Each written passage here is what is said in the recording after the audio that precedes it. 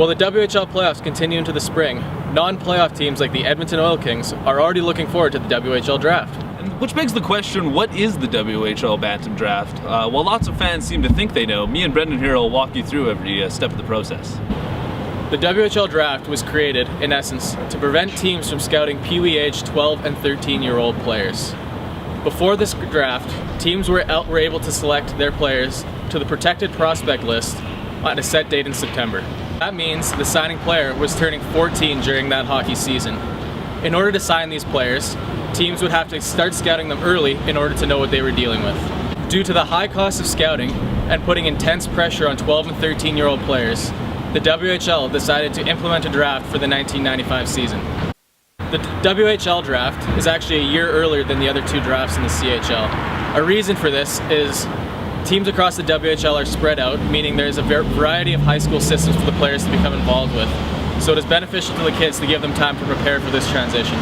Players who are eligible for the WHL draft come from the 4 western provinces in Canada, as well as the 2 territories and 20 US states that fall west of the Mississippi River.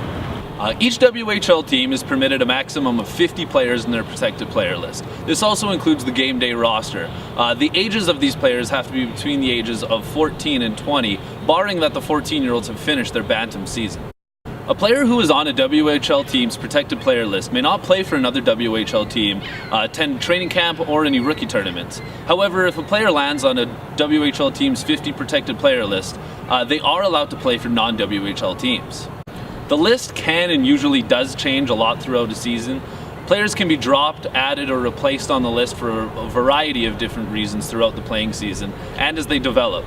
Most players get their first shot to be added to the list on the Bantam draft, while a minority of players do get added to the list afterwards and picked up throughout their playing career. So that's how a WHL team's protected player list works, but where does the draft fall into play? Alright, so here's how it works. The Bantam draft is typically held in early May at the WHL offices in Calgary. It consists of 15 rounds with typically 22 picks per round. While there are import players, non-Canadians or Americans playing on each team, that happens within an import draft, and we won't get into that today. The draft order selection depends on where teams finish in the standings. All the non-playoff teams at the end of the year are thrown into a draft lottery to determine who selects first overall. That draft lottery is only for the first round though. For example, Prince Albert Raiders this year were finished 3rd last in the standings, but won the draft lottery and will hold the first overall selection. But in every subsequent round, will select 3rd. Remember though, being passed on in the draft does not spell the end of your hockey career. Several prominent NHL players were passed over in the WHL draft, such as Shea Weber, Jerome McGinley, and Shane Doan. As well, you can still be listed anytime after your draft. So that does it here for us. That should be everything you need to know about the WHL Bantam draft. We thank you for joining us, and yeah, that does it for all of us here at ExtraAttackerHockey.com. We'd also like to wish any eligible players good luck in the upcoming draft. Take care, guys.